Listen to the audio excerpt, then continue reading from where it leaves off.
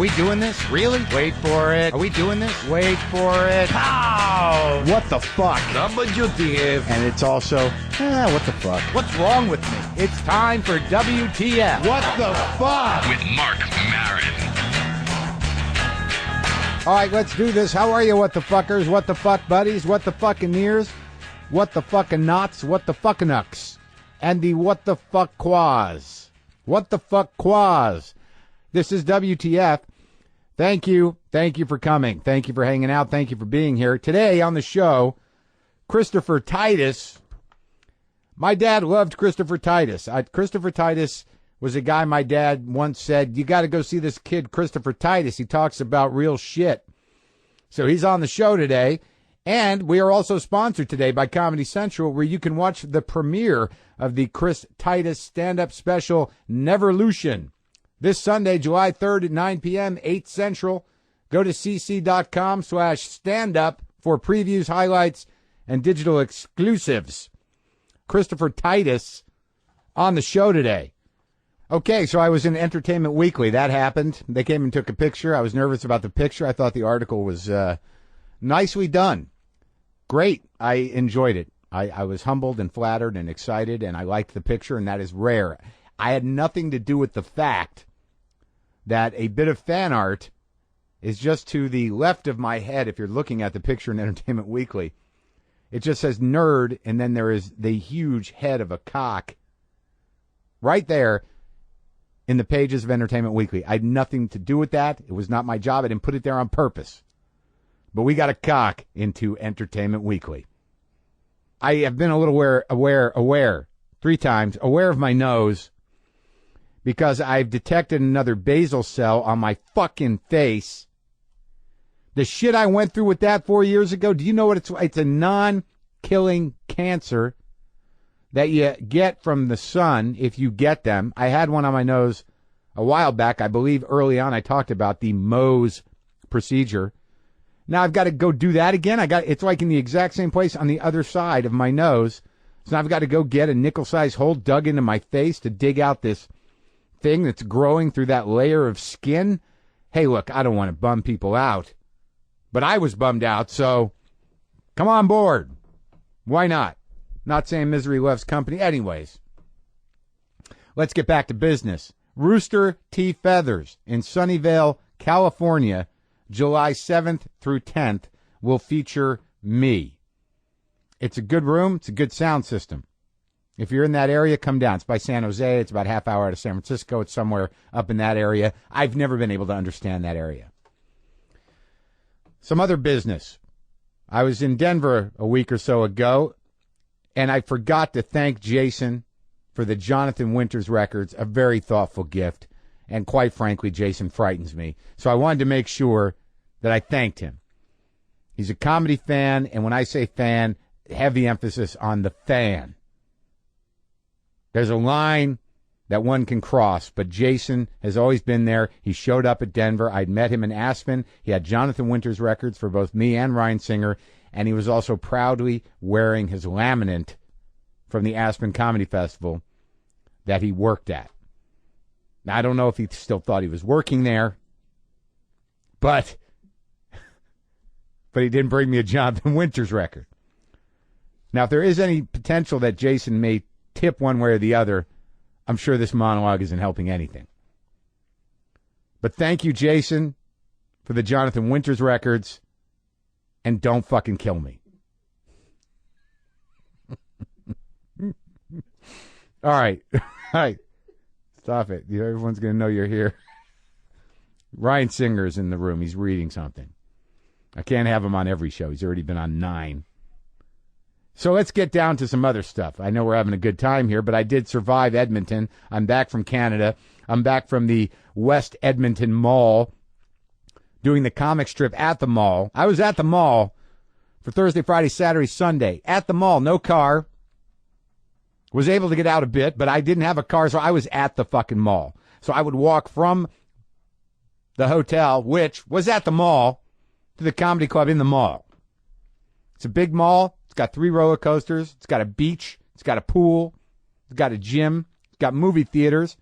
It's got a fire-breathing dragon at the movie theater that was broken when I was there, as was the most scary roller coaster. Not that I'd get on a roller coaster in a mall. Just, it doesn't seem right. So I'm at the mall, and Canadian audiences, though polite, will drink. And I've not, and it's one of these clubs. It's a great club. It's a beautiful setup, that comic strip. A lot of video before, some lights and sounds, and they big loud music, and bang, the show starts. But those second shows, Friday and Saturday, that was some serious hands-on crowd management.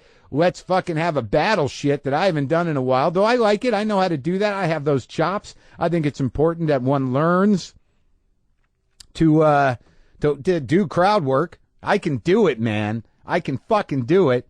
Friday night, second show, I'm at it. I'm going at it with a guy that I was told paid $200 to the doorman in order to sit pretty far away from the stage. Came with some other people. Very vocal. Started out right away. Just chiming in. Nothing hostile. Just drunk. Chiming in here and there. I got into it with him. I did a certain number of steps, some crowd work, jiu-jitsu. Why do you need this much attention from a crowd of people you don't know when you don't have a mic and it's not your job? Were you poorly parented? Bang, boom. We're going back and forth. I cut pretty deep when I'm doing that kind of stuff. Eventually it got to maybe you're not clear who you are sexually, because it seemed that, you know, he was needing something from me, that he loved me in a way. It just went on.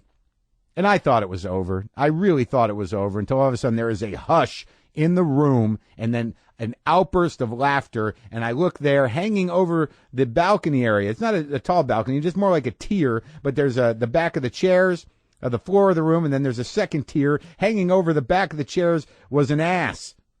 Was this heckler's ass. Like I had to put my hand over my head to protect myself from the spotlight to see an ass. That is mooning the last refuge of a heckler? How am I going to fight an ass? And how am I supposed to take? I have never had that happen. Really? That's what you have to say? Well, how about my ass? That was that. Looking at the ass, and I said, all right, I don't know where we go from here. Perhaps you should be taken out of the club. And now apparently this was the third time the guy had shown his ass.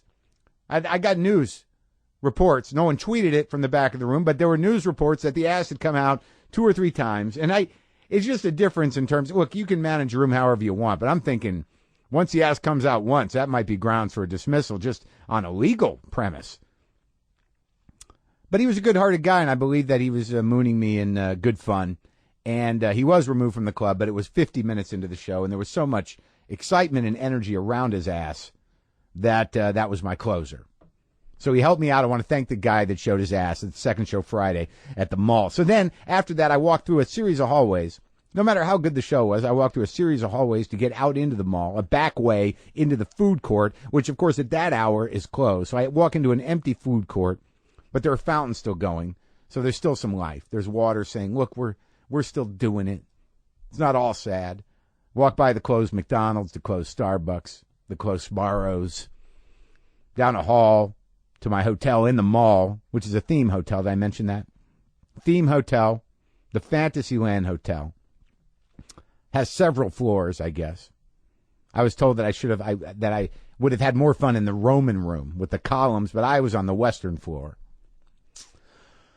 So after a show, no matter how great a show you had, no matter how much you love show business, you walk through a maze of hallways out into an empty food court down to a hotel where you go up to your floor and you walk down the hall of your floor, which has a painting of a Western theme, and each door is painted like a stable door, and there's a horse on the door as if it's looking out of the stable door, and it's all the same horse. So I'm way down the hall, so I've walked by about 8 or 9 of the same horsey.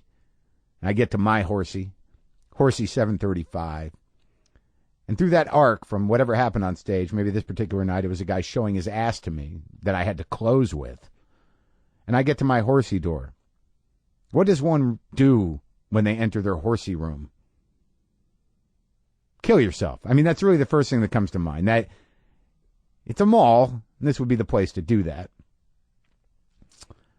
And I thought, oh, that's a little extreme. You know, it's just another hotel. Put it into perspective. Then I thought, well, maybe I'll do that David Carradine thing. Never done that before. I have a belt. Maybe I could take jerking off to the next level here. I don't even have the energy to that, and I didn't want to Google it. I don't know what you Google. Do you Google belt, jerk off, don't die? I don't know. Am I being too candid? Maybe I am. I was going to read an email from a guy. This guy came to my show. Hey, Mark. It's a subject line, Edmonton Moon. It's clever, poetic. Hey, Mark.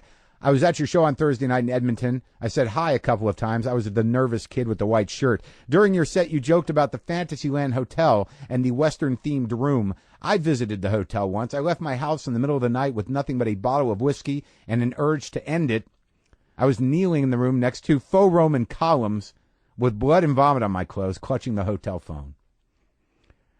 There's something about this city that breeds loneliness and alienation. It might be the ravaging of the environment just north of here. It might be the high wages and the widespread drug use. It might be the conservative philosophy that has strangled this province for years. It might be the intense cold that descends on this city for 8 months. It might be something else. I'm not really sure. I do know, however, that it took so long for that man to be thrown out of that room because we have come to accept that behavior, the mooning.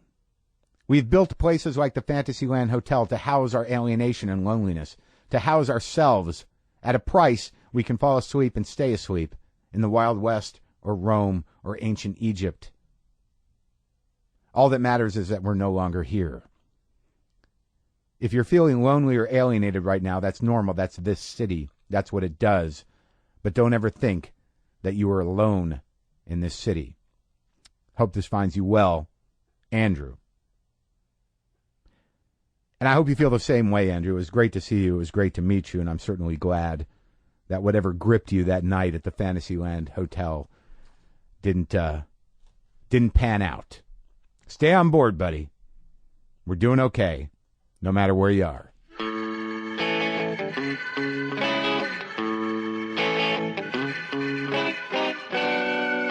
I don't know if I'm scared of people, but sometimes I don't know how to behave properly with people. Well, that's my big problem. Is I actually have a tendency to I don't suffer bullshit well. I have a tendency to just say what I'm learning this. I didn't have a filter for so long. I've had one implanted recently because it got in the way of like my TV show. Like my TV show got canceled because the network president wanted to change it, and I just said what I wanted to say. Now wait. Okay, first of all, Chris Titus is here in the Cat Ranch garage. Good morning, people. Yeah, and well, that it's weird because in my knowledge of you, the first time I heard of you was my dad had seen you somewhere at a comedy club. He's like, this guy seems to be, like doing the kind of thing you do with the honesty and everything. I think you think you would like him. And then I sort of poked around a little bit and found out who you were. But really what I did hear, and we can start there, is you had a show, a relatively popular sitcom. Yeah, we were killing it. Yeah, Titus. It was. And you fucked it up. I fucked it up. Exactly. You know what? You've been so concise. A lot of people aren't as concise with that. You just went right to it. I like that. Well, yes. I didn't know if it was true or not. I mean, I'd heard this rumor that, Titus became such a megalomaniacal douchebag that he fucked up his show. You know what's weird is the problem was, and I will own that. I'll say, yeah, okay, yeah. What happened was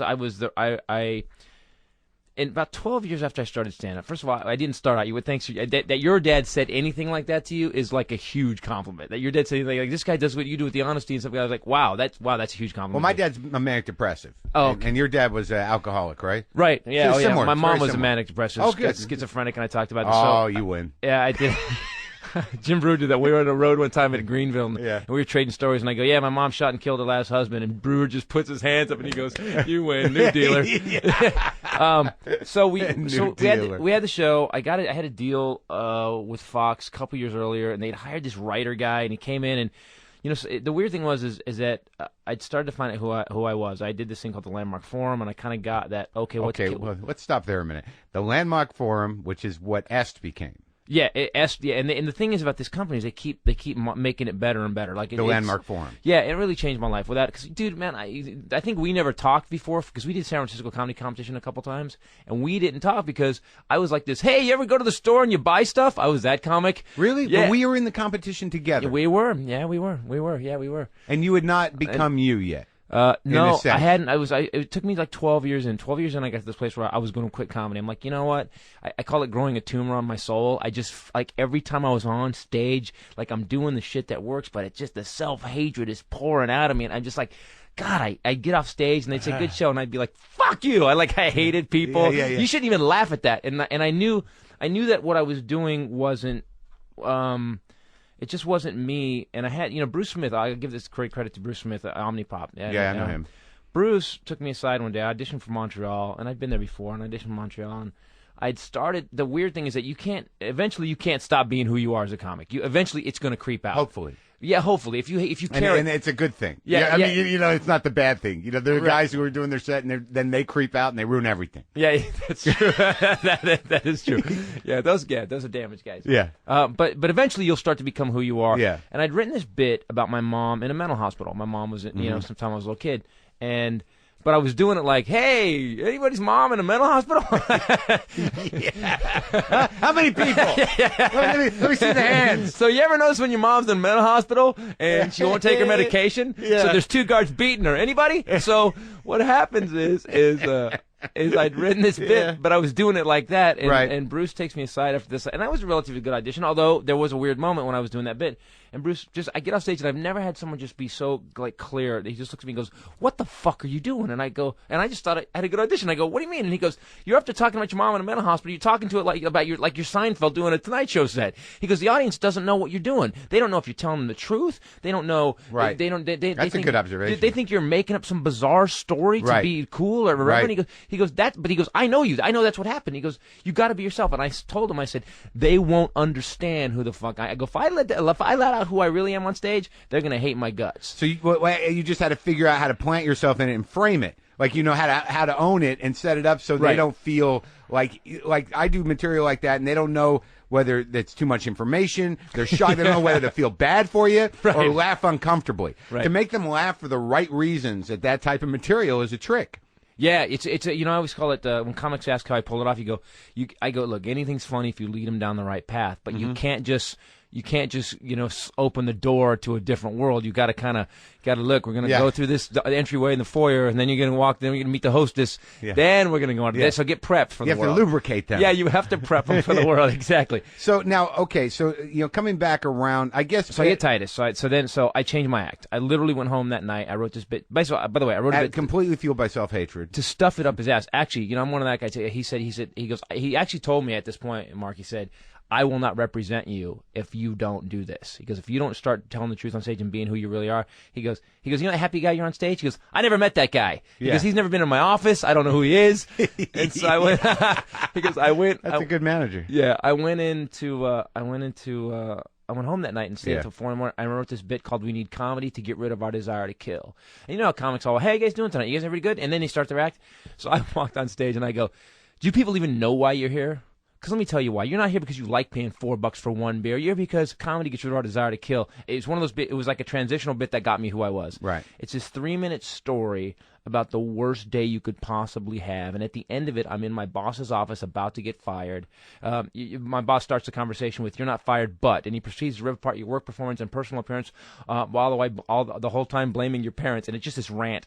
And I go, and you notice a letter opener glitter. Oh, all the while he's on the phone ordering a new Mercedes SEL for himself. And you notice a letter opener glittering on the desk. And you get some insight on what it would be to be a serial killer. Hey, I get to make my own hours. I'm my own man. And as the light glints off the blade as you raise it above your head, and just before you plunge it into his black, cold corporate heart, he goes, what are you doing? And you go, I just need a good laugh. And I'm just screaming. And it's 3 minutes. So I do it at Igby's, and Jan Smith lets me go up. And I told Jan, I said, look, I'm doing something I've never done before. I go, the happy guy's dead. Yeah. I go, and he killed the happy guy. Yeah, I killed him. So here's the problem. I go up, do this one bit I wrote, 3 minutes, destroys. Like, literally, I get people going nuts. They're like, yes! And they're screaming at Igby's.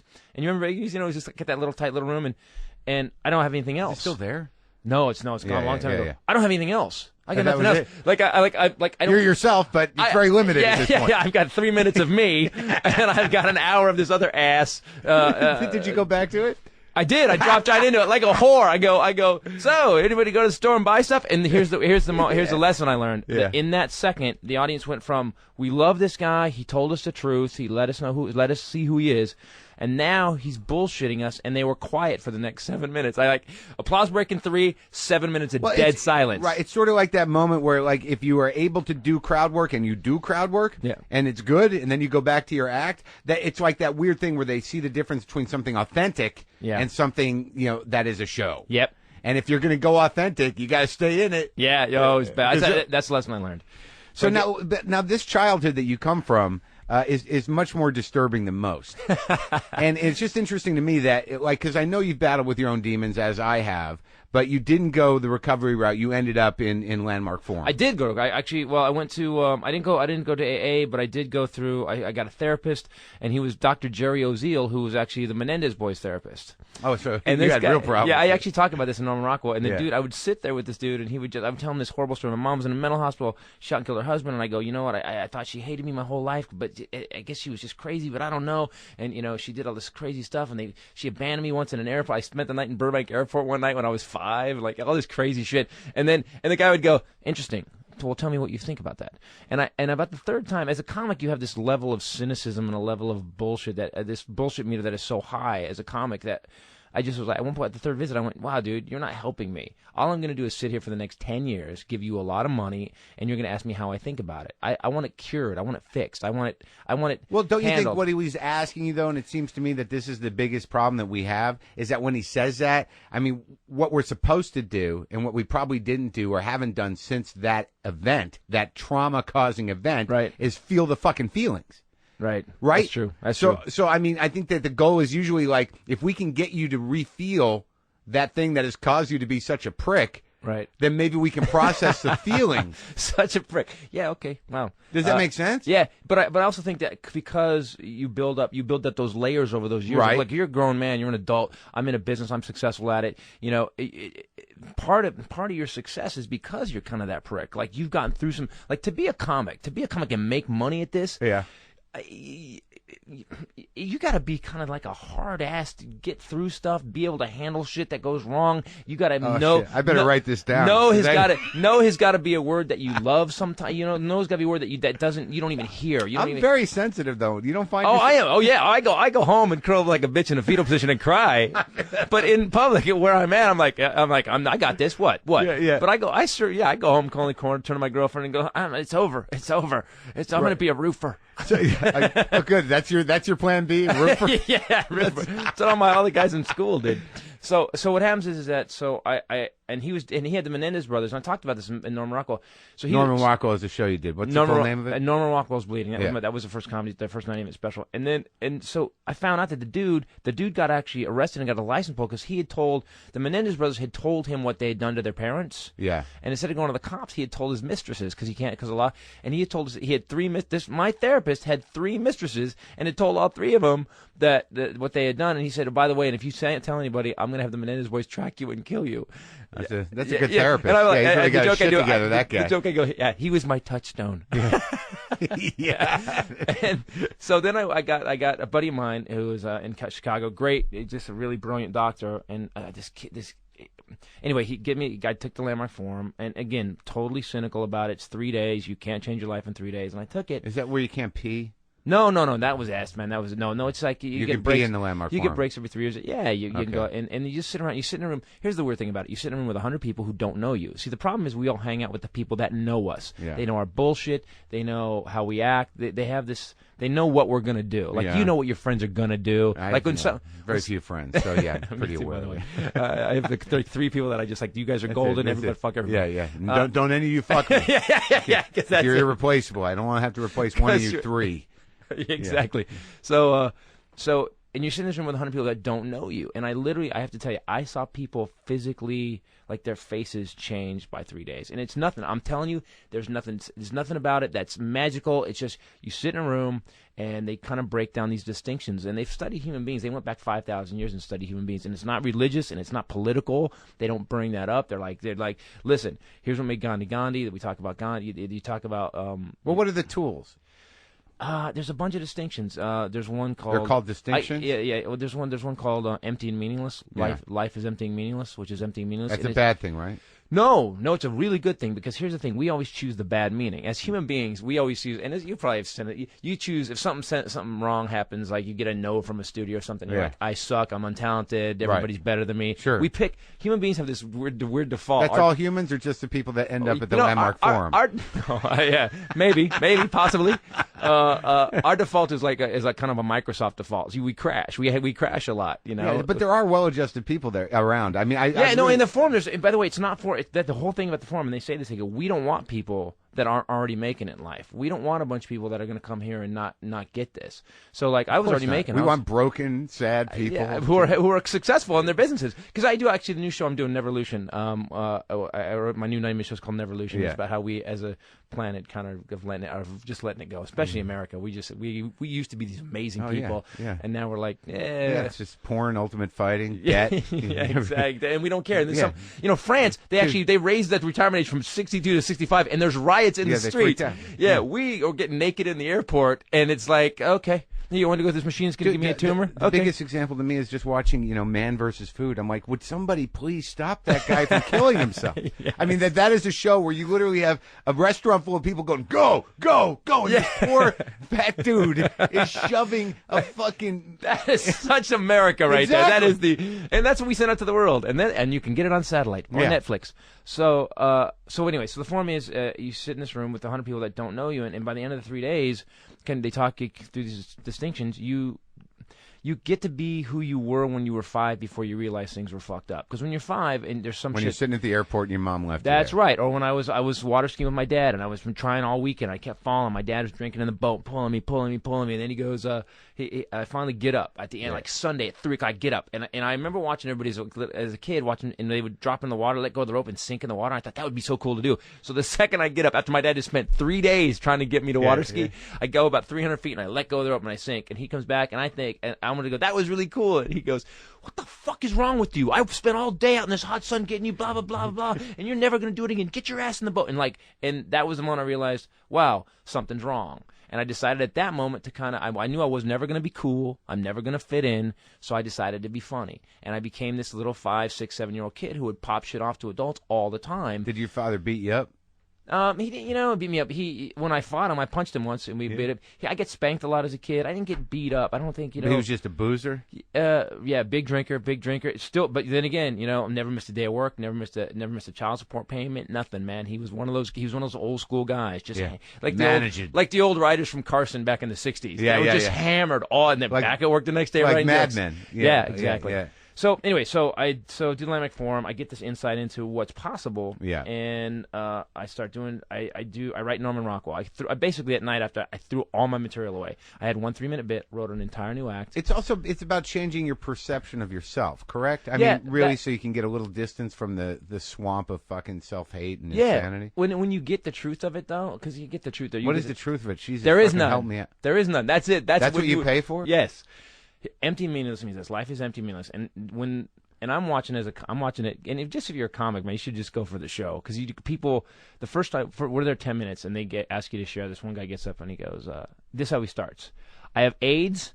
I have AIDS." He goes, "I'm gonna die," and he goes, "And my boyfriend said if I don't come in here, he's not gonna see me anymore." That's how he started. I was like, and I just kind of was like, good okay, opener. Yeah, good, really good. I'm in. I'm so in. I'm like, yes. And by the end, and that guy was angry and furrowed. There was another guy. And so people kind of start share their lives, and when you think, well, however bad you think you're fucked up, man, someone's going to get up and say something that happened to them that you're just going to go, oh my God. One guy gets up, so the forum leader does this thing called empty meaningless and starts asking, what do you guys think life means?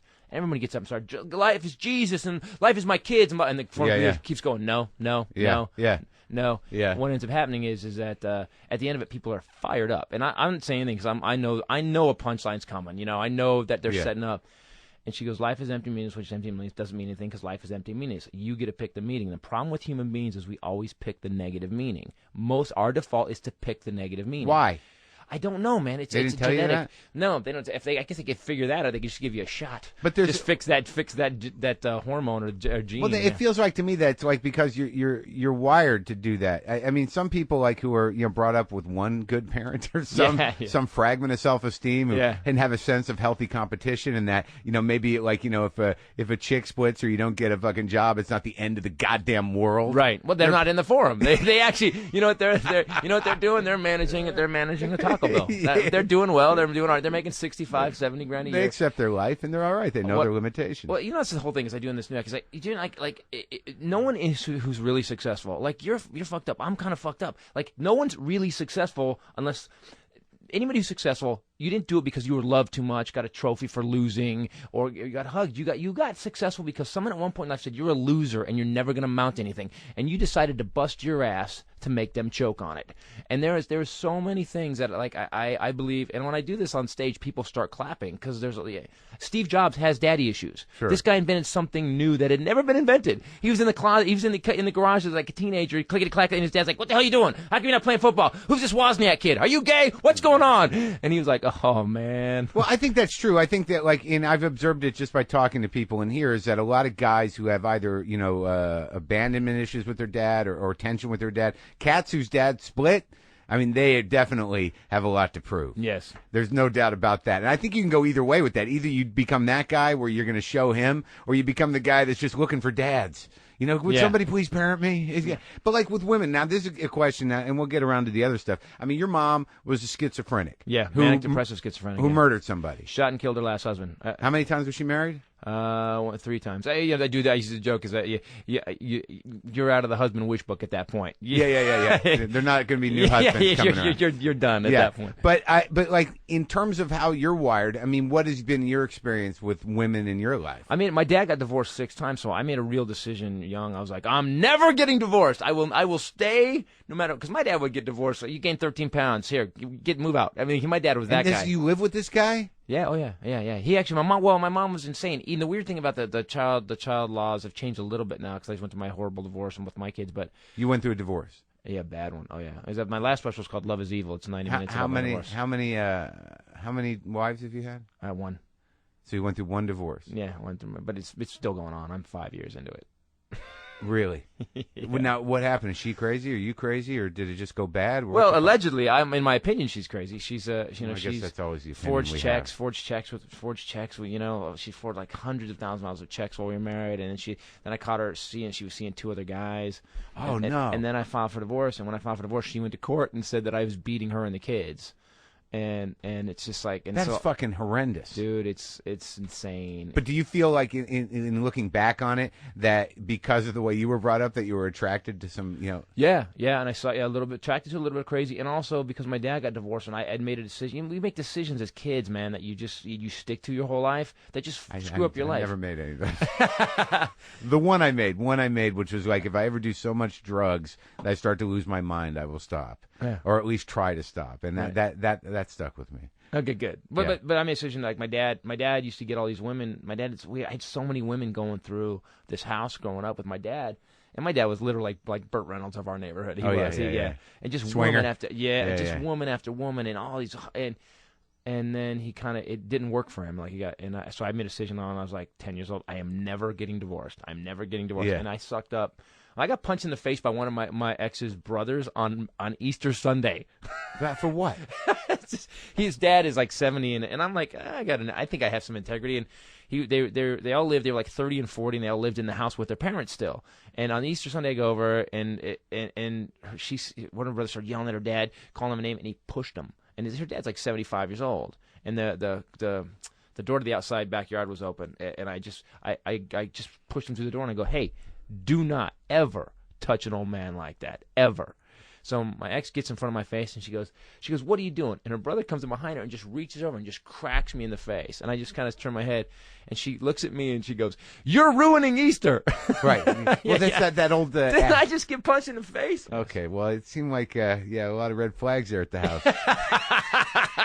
Yeah, looking back. Yeah. But then again, I made the decision. I'm going to stay married no matter what. Whatever she needs, But let me ask you, man. I mean, because I'm just dealing with some of this myself. And I have, I come from whatever emotional issues I come from, and you come from whatever you come from. Right. And, yours are more extreme, but mine are equally as unhealthy in certain respects. Right. So, I'm dealing with a woman, but I knew, going in that there was some issues. I mean, you knew that. Yeah. But she's the good one. I mean, I did a joke about it in Love Is Evil. She's the good one. No, she's not the good one. She's just on time release. That's all it is, man. Well, that's interesting. But there's also our desire and our perception. Like, I can handle this. I can fix it. Yeah. That's a guy thing right there. I can fix it. I will handle this. It's also a chick thing. They want to fix us too. But that fixing thing, I didn't think I had that. But that's that is as big a disease as being addicted to shit. Yes. Thinking you can fix people that or keep their shit together. Yeah. Don't worry. worry, I got it. If you and the thing is that people will let you handle it, and eventually you find yourself in this nightmare where you're like, wow, I'm handling everything, but you can't handle it, Nope. and then they'll begin to resent you, and then they'll do things like go out and fuck other guys. There you go. And then they're gonna be like, still like me? Did you still like right? And part of you is, why did you do that? I'll stay with you. Yeah. I guess I can handle I it. can Just still tell me fix why. you. Yeah, I can still fix you. It was my fault. I wasn't trying hard enough. God damn. So I go through this thing. I get the Yeah. show. I get Norman Rockwell. I really go this really insightful period in my life where I write all this stuff about my mom, my dad, and the comedy, like all the therapy I tried to do, and therapy. The one thing that helped me get all this. Is this out, after the divorce started? No, the divorce. No, this is way earlier. This is what I do. I'm trying to get back to your original question. Is The original how did you question fuck is- up your show? Well, okay. The original question is, all right. So you've evolved into, you started to do honest work, and now Right. you get this opportunity. Big difference. We get this Rockwell crazy show. review in L.A. And it compared me to Sam Shepard. And I was just hilarious. I laughed so hard. Some compliments. You've got some great reviews where you're just like, Yeah. really? Yeah, I'll take it. Yeah. Yeah, and then I'll say, like, I guess I'm the only one that knows that this isn't true. Yeah, exactly. This guy layered it on pretty thick. Yeah. So I get to show, we get to deal with Fox, Titus, and I sat in the room with him. And the one thing you learn in the forum is that and take a stand for yourself and integrity. So many people want the prize of a TV show or this or that they're willing to do almost anything. And I guarantee that if you just are willing to take everything they say, eventually, you got to remember, these people, executives, they're great. Some of them are great, but most of them are lawyers who got out of school and they've never been on stage and they've never written a script. Yeah. And you sit there And they don't want to be blamed for a failure. Right, and you start to explain to them what's funny, and they go, no, I don't think that's right. Okay, I've done 14,000 shows. Yeah. 14,000. Guess what? I have a little. Yeah. So that always bugged me. I know you say, I know this works, and they're like, well, I don't know if it'll work for our audience. Right, Or, wait, right. it doesn't seem like. I mean, the exact same people that go to the comedy Yeah, club yeah, on yeah, Friday, yeah. that are watching TV Yeah. on Tuesday, those people aren't going to laugh Yeah, at it yeah. because it's Tuesday. Is that Yeah. why? Yeah. Okay, so that's my attitude about it. This is where I get in trouble. See what I just did? Yeah. That's where I get in trouble with the network. Who the fuck are you to know? Yeah, exactly. Yeah. So anyway, we get Titus. I'm really standing in integrity and making a difference. I literally, you start to change what you want to do with life. You actually, But it got some good press. I mean, it was like you were taking risks. I mean, it was a Yeah. fairly extreme family situation. Yeah, I designed it not to be a funny sitcom, but to cause a paradigm shift in the way people see their screwed up life. Because dysfunctional used to be a bad word. You got to remember, we did the show in '90. We got the deal in '98. We filmed the show in '99. We went in mid-season in 2000. Because it takes a long time to get a show on the air. And at that time, dysfunctional was kind of a bad word. It wasn't a cool thing. It was like Well, it's still kind of not cool. And now, like, it seems like there are two camps of dysfunctional. Now they have entire, shows and networks dedicated to, intervention, hoarders, right. celebrity rehab. Right. Like, there's a way, like, they keep it separate now. They're not integrating it into, like, we all have this. They're like, look at those freaks. And then you got to sit at home going, maybe I'm one of them. But, it's not like what you were doing where you sort of take it on as something that's as common as, people owning cars. I mean, everyone's got it in their family. Right, everybody's got some hard ass relatives. Their mom's got problems. Dad's got problems. So we did this show. The original pilot was called "Dad Is Dead," which is basically my father's dead. catchy, yeah. My father's dead for the whole episode. Because it's based on a true story. I called my brother one time. My brother, who's not really my brother, he was my dad's fourth wife. Kid who moved in with us when he was 8, but then when she moved out, he dug my dad so much he stayed with my dad. Oh my god! Yeah, That's and so great. So he got a call from Did him you one get day. along with him? Yeah, I love him. He's Yeah. Dave. He's my brother Dave, and I get a call from in LA. He goes, "Dad's dead," and I go, "What?" And my dad had a bunch of heart attacks. My dad had a ton. Has got a heart attack gold card. He just had so many heart attacks. He gets miles, and he basically calls me and says, "Dad's dead." I'm like, "Oh my God, Dad's dead." He goes, "Yeah, I think he's dead." And I go, "You think he's dead? What does that mean?" He goes, "He's been in his room for 3 days and he hasn't come out." And I go, well, go in his room. He goes, no, I'm not going in his room. What if he's not dead? And this conversation happens, and I'm like, go in his fucking room and see if he's dead or not. You just gotta say dead. He's not making a noise. Well, go in. I'm not going in his room. So we start arguing. So I call my aunt, who's a nurse, and she goes over to the house. And he had actually literally thought he had the flu and had a mild heart attack. My dad had so many heart attacks at one point, he just felt fluish. So we get him to the hospital. That's his fourth heart attack. And so when we did the show, I kind of pitched it to the network and I pitched it to the studio, and they just looked at me like I was insane. And we had Stacy Keach playing my dad, and I said, listen, and I told him the story. I said, it's these people sitting, everyone's afraid of this guy so much that they won't go. And I go, let's build a character because Stacy Keach is big enough to be the guy we're going to build. Yeah. If we build this character so well that when he comes out, it's the scariest thing anybody's seen. Yeah. It'll be great. So we built this character where, we're kind of sad. Everyone's going to go to the door, and we keep trying to go to the door to open it. No one will do it. And then we have this at the end. We're all talking. We've accepted he's dead. And we're sitting around the kitchen table talking about him, how great he was. Yeah. And as we get louder, he just kind of, Stacy keeps walking in looking like crap with a robe on. And he's like, what the hell are you guys doing? And it scares the hell out of us. It ended up being this crazy pilot. It just worked. And we had this amazing cast. So we get into year 3, and so you're okay. So so you've done 3 years when the shit hits the fan. Yeah, we did. It was the beginning of the 3rd year when. So what happened was Fox went through 14 presidents in 9 years. Sure, not a real steady hand on the tiller. Sure. Well, that's familiar to you with your family. Yeah, exactly. So the one thing is when something's successful, that the kind of the worst thing for a comic is if you're under the radar and something's kind of successful, nobody really wants to take credit for it. But we were doing like a 15 share, man. We were killing it, and we're getting great reviews. And well, when that happens, then everybody wants a piece of it. So this is where the shit starts to hit the fan. Yeah, we're at 38 or 40 shows now. Okay. So Gail Berman came in, and Gail Berman. I know Gail Berman. She comes in there and sitting across the room from me, and I the problem with me is, and look, a prick, I will accept that, but I'll also accept that I was there at 9 a.m. because we had to shoot differently because we shot it in front of we shot it like a play every week. We never stopped. We shot the show. We actually did we did writing Monday, Tuesday. We rehearsed Monday, Tuesday with the cast. Wednesday we filmed all the black and white stuff because we had 3 different. You've never seen the show, have you? No.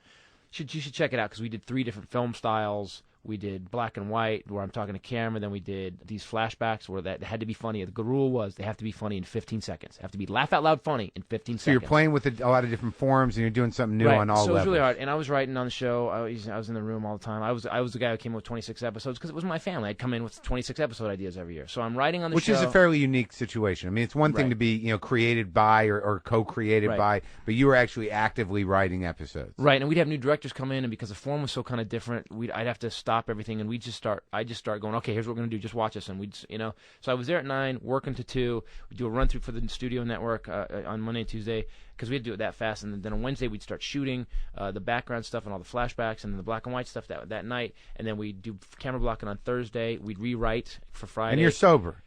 Totally sober. Oh, yeah. Oh, yeah. And so we go all the way to, I'd be there from 9 in the morning to, midnight or 1 o'clock every day. And this is for 3 years. So by year 3, you got to know. I had walked into a buddy's of mine.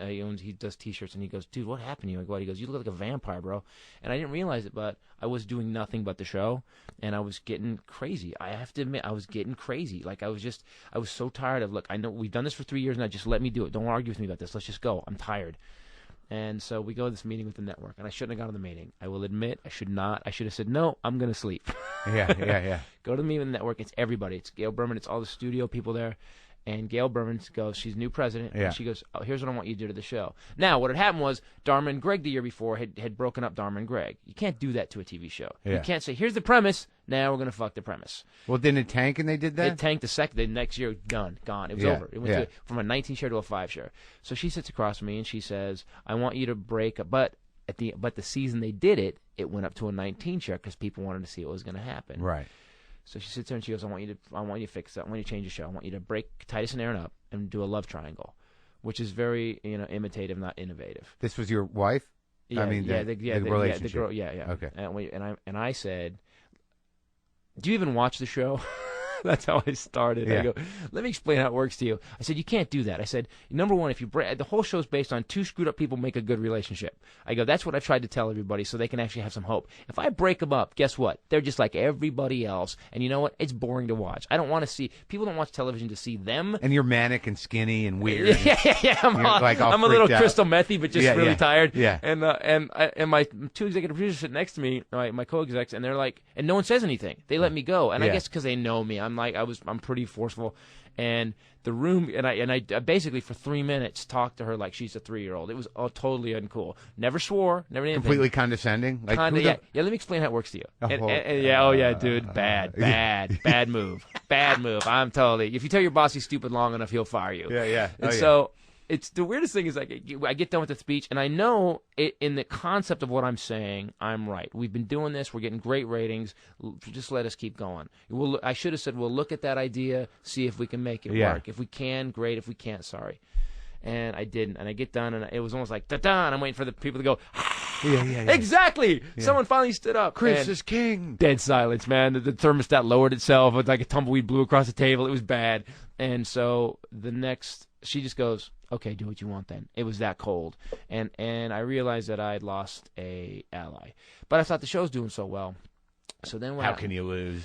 we get to the end of the season, and we did some really great episodes. But we had fought. I kept pushing the envelope. We did an episode. My niece had got molested, and we did an episode about. It was a friend of her dad's in reality, and so we did an episode about that, where basically I find out that the kid, because she moved in with me, and I find out that the kid was molested by this dude who still is a father of one of the kids at her school. Yeah. So basically, we meet him in the bathroom, me and my brother, and we take a bat to him. That was the episode. Yeah, they actually wouldn't. They aired that one last after the show got canceled because they wouldn't. But it's really funny, which is weird. My dad said So that. you're doing some pretty risky shit. We were trying, yeah, and so I just thought, we're doing what we're supposed to be doing. And what happened?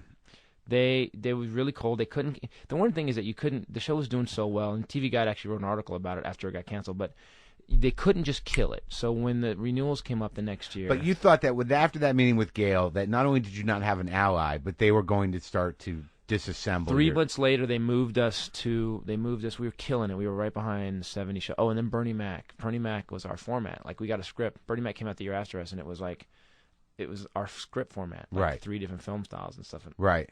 And I looked at it, and I go, at a meeting, I go, guys, I just got the script for this new show. I go, what is this? And they all start laughing, and they go, oh, it's an homage to Titus. Well, it doesn't have to be dead to have an homage. You can't just have an homage right next to us. Yeah. So I guess they had been told to do a Black Titus, and it wasn't. Bernie Mac's very funny, did his own thing. It was great. Yeah. But at the end of the day, it was so much like ours. And that was her show. That was done with Regency, which is her company at the Gail's? time. Gail. So that got all the press. At one point, I pissed her off so much that at one point, at the bottom, it would say, like, Bernie Mac, that 70s show, Grounded for Life. And then literally at the bottom, it's words. It just goes, Titus, 9:30. It was that bad. So this was a war. You made, not only did you not have an ally, you made an enemy. I made some of that was, and looking back now, as an older guy who gets it, like 10 years later, you know what?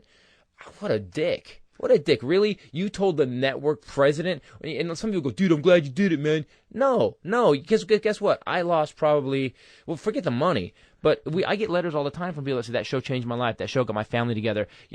This one dude shows up at Ontario Improv one day, and he's wearing a blackjack, and he goes, hey, Titus, I want to talk to you. And I'm like, I'm getting my ass kicked. And Right. he goes, look, I haven't talked to my dad in 13 years, but when your show came on, we started watching it, and I said, Dad, watch his show. And then he called me back next week, and said, I watch it. You watch this week? And we started talking, and he goes, I'm going home for Thanksgiving. I haven't been home in 13 years. And so I screwed that up. I really screwed that up. I mean, we did 54 episodes. Had I just kind of sucked it up, done Did something. she just starve your show, though? Is that what happened? Yeah, she moved us. They moved us against West Wing after 9/11, so we were done. And then they moved us, and then the ratings dropped, and then they came back up with no promo. They started to come back up again, so they moved us to But you saw this as an intentional, like that. You knew you had a good show, and this network, it was personal. Robert Town said something great. You know Robert Town? No, but I read his book. Show business is just high school with money. Right. So it was definitely personal, and Felt now, it, yeah. So as this is going on, And that being said, and not personal, like it should have been. I mean, I think if someone had treated me like that, maybe looking back, I mean, look, I'm pissed. But you didn't apologize or nothing. I mean, how long did it take you to realize that you fucking made a mistake that day? I mean, honestly, to accept it, to own it, to be honest with you, probably Last week? not to get canceled. Yeah, right now. I'm like, right now, I'm really on it today. It took me a while, and because I kind of walked around with this, and it's weird, man. When you look, your comedy is really like you take a stand when you talk a shit on stage. You're like saying what you want to say, right? And there's a difference between let me do some schmucky comedy and let me say what I believe the truth is, and you have to have this weird thing as a comic where I don't give a fuck what the audience really thinks. I really don't. I'm gonna say this. I hope it's funny. I really worked hard to make it funny, but at the end of the day, this is what I believe. That's why you're successful at what you do. So when I'd said that in the room, I'm like, well, show's doing well. I was right. And I kind of rode that for a while. Yeah. And then the signs started showing up, promo. Well, I think what you're saying is something that I think I had a hard time realizing, especially because you and I share a type of righteous anger. Righteous anger is a killer.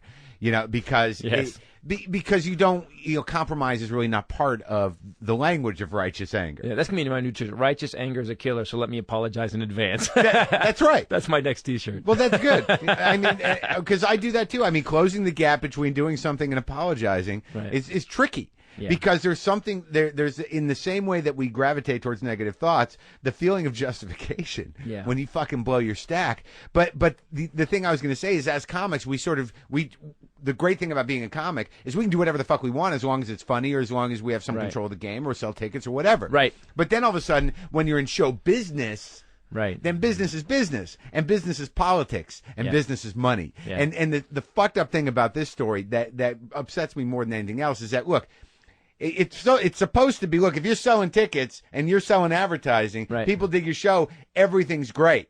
We'll go to bat for you. It doesn't fucking matter. Right. But you had that going on, and you pissed off someone in power, and they decided to politically destroy you. Yeah. That to me is fucking heinous. I don't care what you did. It's just like the reality that happens. Well, they forgot about the business. It was personal. And well, they knew about the business, and she did it so she could absorb it.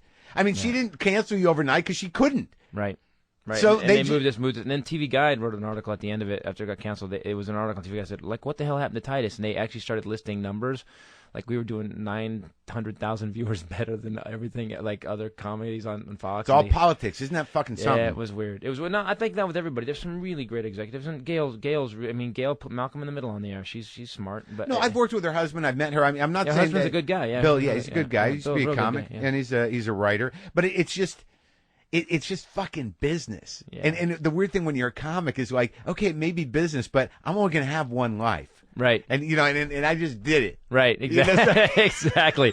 Yeah. My life is only 54 episodes long. You know what I mean? Yeah. I mean, I probably had a couple more seasons, so that life could have bought me the rest of my life to hang out and have a little more freedom. Right. It's a big lesson, man. Big lesson. But, people say, well, there's more expensive lessons. No, syndication money. There's actually no more expensive lesson. Actually not. No, it's a difference between owning an island and maybe traveling to one. Yeah, possibly working a gig, a at crappy bar at an island. Yeah, opening for Slayton. Oh, really? Yeah. He's a character. Marc Maron, what do you do? What do you do? What do you do in your garage? Come here. Yeah, he's a great guy. He's a great guy. I saw Carvey last night. I went and saw Carvey last night. Really? At the Ice House. Carvey's working on new stuff, man. How's that? I got to tell you, man, there's so many, I don't know, it's weird because I didn't realize that I'm an older comic now. I didn't realize, like, I've been around a long time. Like, all of a sudden you go, oh, because I'm writing new stuff all the time. I'm like, oh, wow, I'm like a guy who's been around. We've been around now. I know, it's really kind of fucked up. Like, there's literally, like, when the people talk to you about, like, this guy's huge, I'm like, who the fuck is that guy? Yeah. And then you realize, oh, no, I'm 47 years old. How old are you? 46.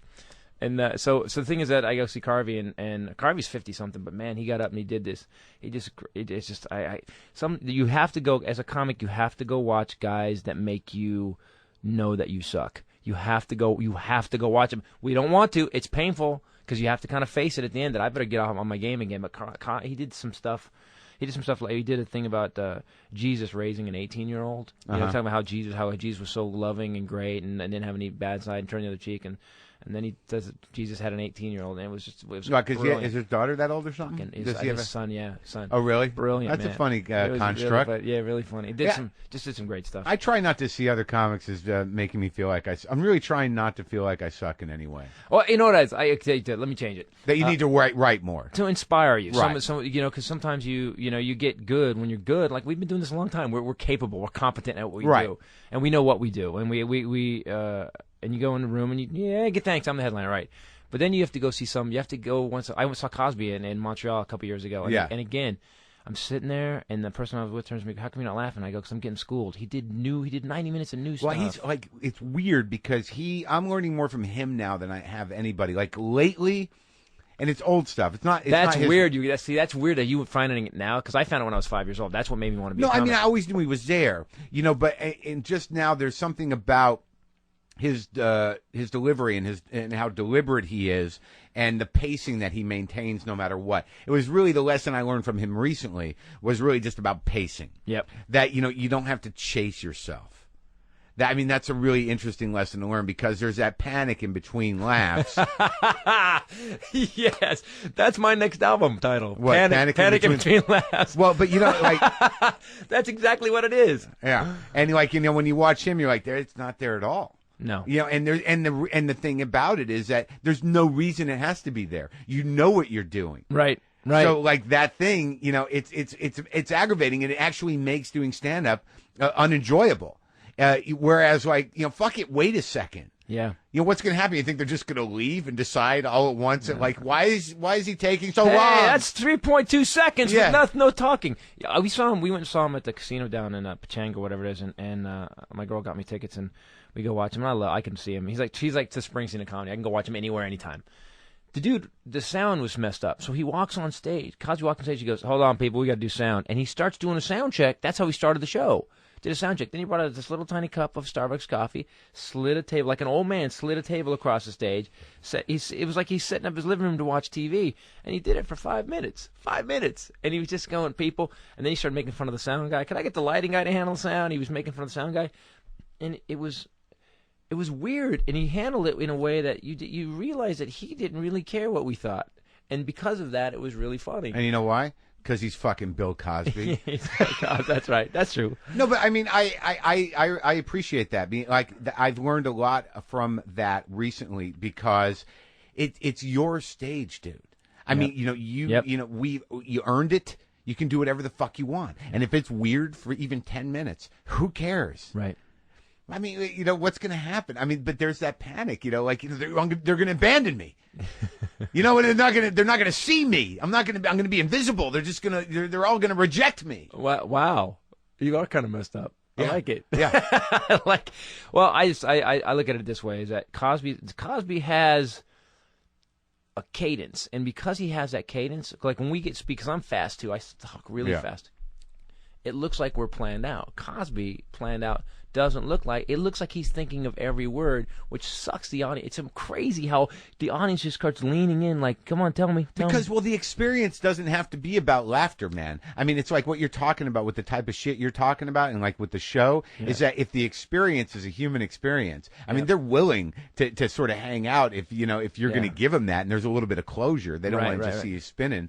Right. But when you relax, though, what do you in those moments? Because I know why I go at the pace I go at, and I've slowed my pace down a lot. I'm just not panicking up there anymore, and it's taken 20 whatever years for me. I literally think I arrived in myself about 2 years ago. Wow, nice. Do you feel that ever? Yeah, but that means that so many guys. How many comics have you met that were like 7 months in? Yeah, that's what I do. And there's comics young comics that just I get it, and I just want to hug them and go, you don't. I want to pat them on the back and go, you don't. Yeah. 20 years you comic. Rosie O'Donnell said 10 years. Everybody says 10 years you start to know who you are, and that's what happened. About 12 years I knew who I was. Now, but okay, so let's talk about Titus now. So you've gotten humbled. You were humbled. You were fucking publicly humbled. Yeah. Oh, yeah. It's like I'm really aware that. And now you're going through. You have this horrible divorce. What's the tone? How's it changed your tone? I trust absolutely no one. That's the number. That's a lot of growth. That's there. The weird. Is that part of the forum too, or the landmark? That's forum? what I deal with. No, no one. My girlfriend says that to me. I don't. Well, it's weird. Like for me, it was like someone I stood in front of God and everything like that, and someone said that I will back you up, and I got your back, and then it just didn't happen, and that bothers me. It bothers me that I think that I'm kind of focusing on the how screwed up human beings really are. I'm watching the House and the Senate, and I'm watching the Republicans, and I'm just like, wow. How narcissistic, children are we that it's become this. And I'm starting to focus on that. That's what the new show's about. But do you understand the nature of the business after what you went through at Fox? Oh yeah, totally. We and it's still brutal. It's the most brutal business. How long did the stink stay on you? The weird thing is that the person, Gail has a bit of a reputation for being a hard ass. Yeah. And even when she went to Paramount, she has. So it didn't. I called her, by the way, after it happened. I called her and I talked to her and I said, "Listen." After or like recently? No, I called her right after. I actually did call her and I said, "Listen, I want you," because I got clear that I had fucking blown it. I should have shut up. And I called her. I said, I just want you to know I was trying to protect the show. I said that being said, what I said to you and how I said it was out of line. Yeah. I want no apology. The show was already over. I wasn't going to fix anything. I wasn't going to fix it, but I just wanted to let her know that I was sorry. And she was cool. And she basically said the best. You know, the show business, you say "fuck you" is, well, I hope I hope you have many successes in the future. That's how you say it. She didn't say that. Yeah, she did. So this was like after you yelled at her, or after the show was done? That show was done. She said, I said, I know this all. So you waited that long to call her? Yeah. Well, we also had a Faye Dunaway incident too, man. What? Oh, that sounds good. A Faye Dunaway incident. Had a Faye Dunaway incident. There's a lot of these. So my mother's crazy, so we needed someone to play my mother. So for whatever reason, the show's hot. We get Faye Dunaway's interested in playing my mother, and I'm like, woo! I'm like dancing because I don't know. I'm not inside Hollywood. I've never have been. I'm just a dude from Northern California. Yeah. Blue collar guy who just And so I'm like, Faye Dunaway. And so Faye Dunaway shows up on the set. And we're doing a food fight episode. We had this horrible Thanksgiving episode where basically the families, we get our two families together, and it's a nightmare. Yeah. It's a fist fight, food fight thing. And so I'm covered in mashed potatoes, and they go, Faye's here, wants to speak to you. And I'm literally popping mashed potatoes off my forehead. And I go, okay. And it was a script I had written. So Faye Dunaway walks up, she goes, hi, I'm Faye. And I'm like, wow, pleasure to meet you. I said, all the movies you've done. I said, Bonnie Clayton. Oh, my God. I said, this is great. And she goes, oh, thank you. She literally has my script that I wrote tabbed. It's tabbed. Like there's tabs all down it. She goes, here's what I'm not going to do. And she starts flipping through the script and telling me that all this stuff that my mom, that everything that we need to show my mom's crazy, she won't do. I'm not going to let you put a half wig on my head, so I shaved half my head. I'm not going to let that happen. And then she just literally goes down every behavior we need to make the funny happen and kills it. So I go, okay, well, that's great, thanks. Well, let me talk to my guys and we'll work it out. So I go back, we film the scene, and I still want her. I'm like, she's Faye Dunaway. Yeah, sure. So we go upstairs, and I said, she just killed everything. We have to rewrite because she just killed everything we need. So we have to figure out what her parameters are. And they go, okay. And at that point, the wardrobe department comes up, finds me. I'm in wardrobe, and they go, oh my God, please. We cannot work with Faye Dunaway. We're not doing it. We're not doing it. There's no way. I want those weeks off. I can't do it. I won't do it. And I'm like, really? Then I have as I'm walking out of there, I go to craft service, and there's three cameramen approach me, and they go Titus, we're putting in for those weeks off when she's on the set. We don't want to work with her.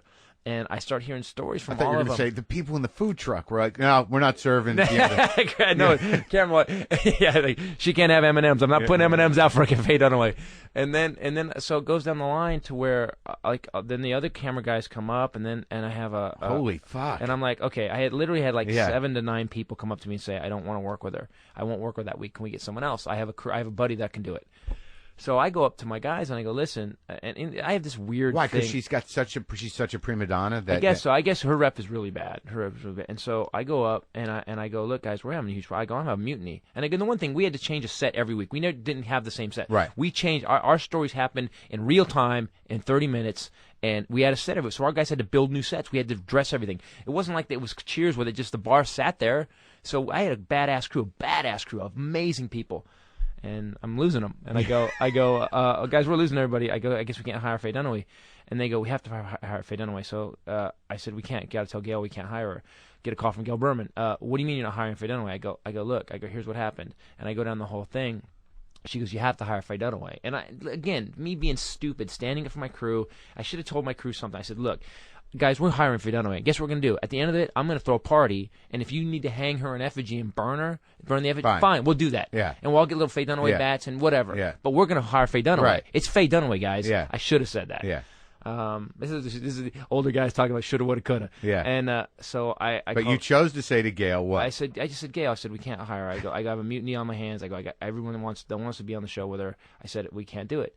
So she goes, talk to everybody. So I go, Stacey Keach goes, and this is at the end of the day what was hard for me because running the show is because and I had two guys, Jack and Brian, but at this point no one would back me up. Yeah. I go, guys, look, I've got everybody mutiny. If someone in this room will take the heat, I've got 2 producers from the studio, 2 of my executive producers, and then Stacey Keach. I go, if someone in this room will just take the heat. If this goes crazy, you guys go talk and apologize to the crew and just say, hey, guys, we hired her.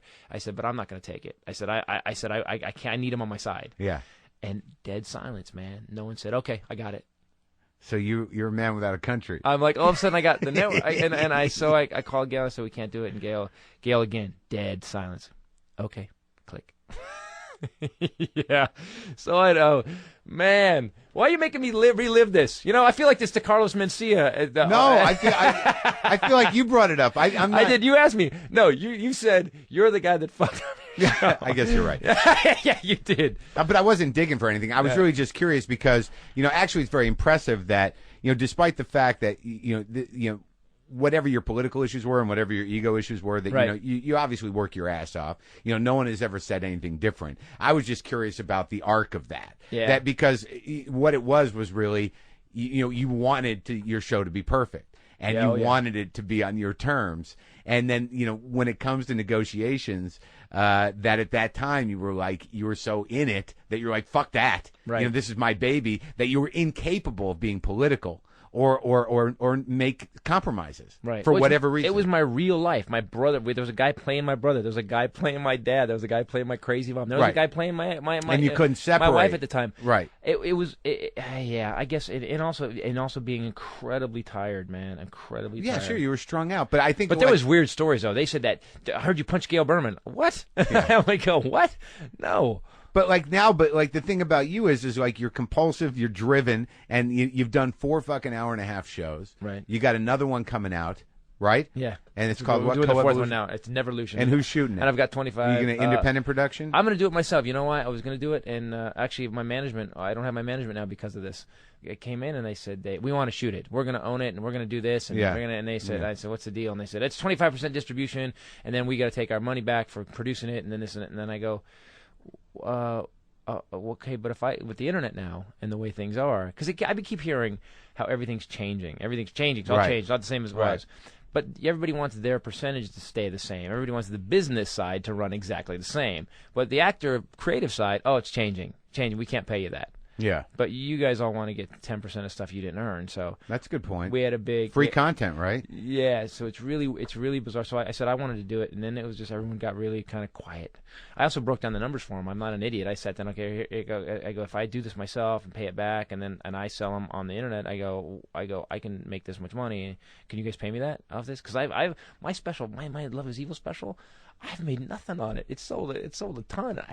It's crazy how little I've made on it. So, but what was their problem with you saying I'll do it myself and you can just take your 10% like you usually do and shut up? No, well, I said they could get. I said they could have 10% of. I said I want 5. Okay, you give me 5,000 just for myself. I'll handle those. Yeah. And then you will take your 10%. Then you do the deal like that. And they said okay. And then they go like I'm not even off the couch yet. I literally haven't. The negotiation is I haven't left the room yet. Yeah. And the guy goes, you know what? We should probably share that 5,000 we're going to give you too. And I remember thinking, wow, I haven't even shifted on the couch. I haven't crossed my leg. I haven't even just kind of leaned. I haven't adjusted myself, and you changed the deal. Yeah. So, anyway, they're great. They were great management, and it just there was some stuff we didn't agree on. It sounds like a recurring theme, Chris. Yeah, the one thing with all my management is me. I do have to admit, this came up that 3 days ago. I was talking to my agent, who I've been with for 20 years. Here's the one thing. I've been with my agent, TJ Markholder, for 20 years. I know TJ. Yeah, TJ's a great guy. And so I go, after going through I've been with all the biggest management companies, and, at the end of the day, no one can change your career. No one has the juice to really go, all right, here's your movie. Not anymore. No, they don't have it. So these management companies want it, and I think a lot of them, there's some great managers out there who really get involved. But man, most of them, what I've found is, I had a show. The management companies, I had a show. We did a show called Special Unit, which was for Comedy Central. We shot the pilot. It was basically The Shield with handicapped people. Yeah. And it was great. It's a really good pilot, and we're turning into a movie now. But and my manager showed up for 40 minutes on one day. I was executive producer and wrote it. Was there with Brian Cancer, and he didn't. Shouldn't you be there helping? Well, no, that's not what they do anymore. Well, what's your opinion of it? Because am I the only one who's noticed it? Doesn't seem like anyone has the juice to really make something happen. No, I really don't. It seems you like have that. the juice. You have you. Well, I do this, but I changed management recently because I need that kind of attention. And after a certain point, depending on what the company is, they just sort of wait for you to get attention. Then when you get some, they're like, oh, good, there's fire there. We can go throw gas on it. Right. You know what I mean? But as far as making fire, that seems to be our job. Yeah, You know what I that's mean? exactly. Wow, again, so clear. I'm just going to listen to you now. I'm just going to. You just keep spewing these pearls, and I'm just going to listen. I've got It's taken three. me a long time. I've got 3 T-shirt ideas right now. Oh, good. It's taken me a long time to figure out. Well, fuck, I'm glad you're doing well. And I think that we share something in that. It's very hard for us, like, because of our personalities, no one's ever going to believe that we're actually humble. I mean, Well, you're true. I would agree with that. that, like, even when we're genuinely trying to be understanding, they look at us like, no, he's just fucking looking at us like we're assholes. And I don't know how to make that go away, but I'm glad you're still working. I'm glad you came over and talked to me. And I hope you had a good time. Dude, it's great, man. Oh, Thanks, you know what? Chris. You're smart and funny. Appreciate it. Thanks, Chris.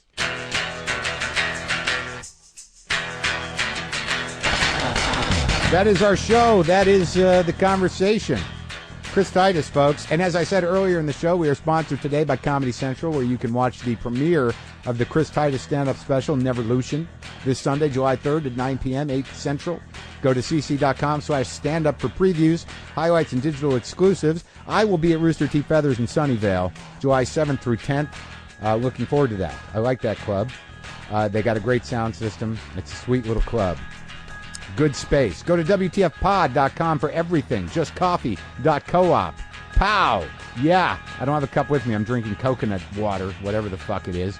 You can also get the merch. We got new merch. I got some signed posters up there. We got the new Cat Negotiation shirt. Go there to get the premium app for iPhone, iPad, iPod Touch, Droid. Go there to buy the old episodes if you like. We keep uploading new classic episodes to iTunes. If you go to WTF Premium, search that on iTunes, or go to WTFpodshop.com that you can get to through WTFpod.com. Get on the mailing list, because you know I'm into that. And enjoy the new site. I'm trying to keep on top of it. I appreciate all you guys listening. I am constantly grateful and humbled by it all, in all honesty. I'm not getting a big head. I don't feel great, but I have nothing to complain about. So how's that? Is that good? Okay.